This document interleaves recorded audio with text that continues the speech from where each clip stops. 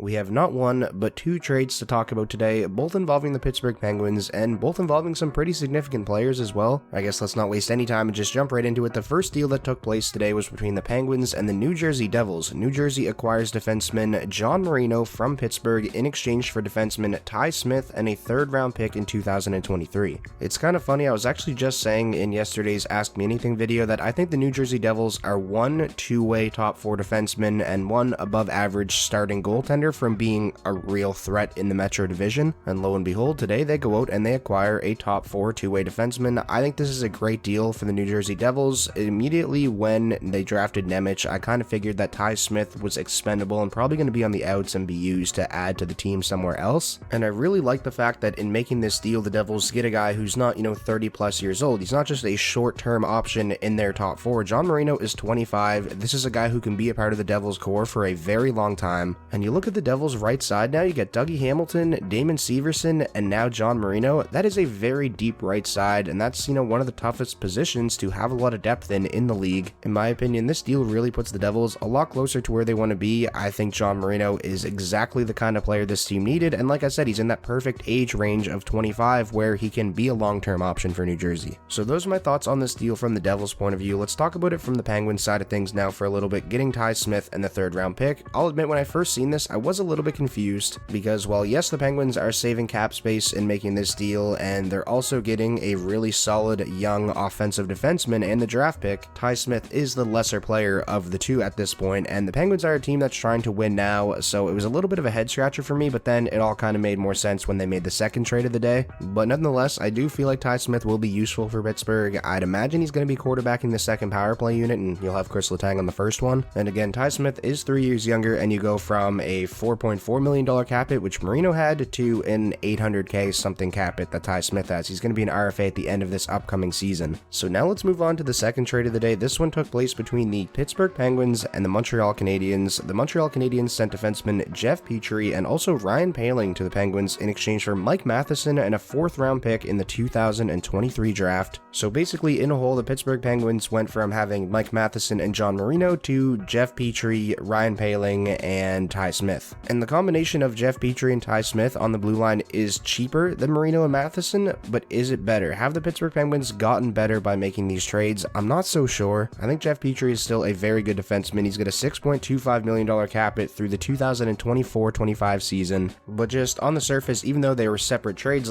I would rather have John Marino at his age and with the contract that he's on than a guy like Jeff Petry, even though they got a bit of a deal sweetener in this move with Ryan Poehling, a 23-year-old centerman, a former first-round pick, but he's still not been able to put it together at the NHL level just yet. So for the Penguins, I'm honestly not sure how to feel about these deals. Again, I don't think you can confidently say one way or the other if the Penguins got better or if they got worse. We're definitely just going to have to wait and see. For the Montreal Canadiens, this is a bit of a weird one as well. I guess you are getting the younger defenseman in Mike Matheson at 28 years old, has a cap hit of $4.875 million through the 2025-26 season, so he's signed long-term. He's a guy that obviously Montreal is going to be able to plug into the lineup right away, and he'll be able to play in their top four, and I'm not sure people expected a Jeff Petry trade to look like this. I kind of thought it was just going to be future assets like a draft pick and a prospect or something like that, but it wasn't even close to that. Montreal was actually the team in this deal that gave away the prospect in Ryan Poehling. So overall, just a really strange trade in my opinion. We're going to have to see how these play out. I'm really intrigued to hear what you guys have to say, especially if you're a fan of the Pittsburgh Penguins, the Montreal Canadiens, or the New Jersey Devils, any of the three teams involved in these deals today. If you guys enjoyed this quick video breaking down the two trades, be sure to leave it a like. That is the best way to show your support. And most importantly, if this was your first time checking out the channel and you want more NHL content just like this, be sure to hit that subscribe button, and I'll talk to you all soon.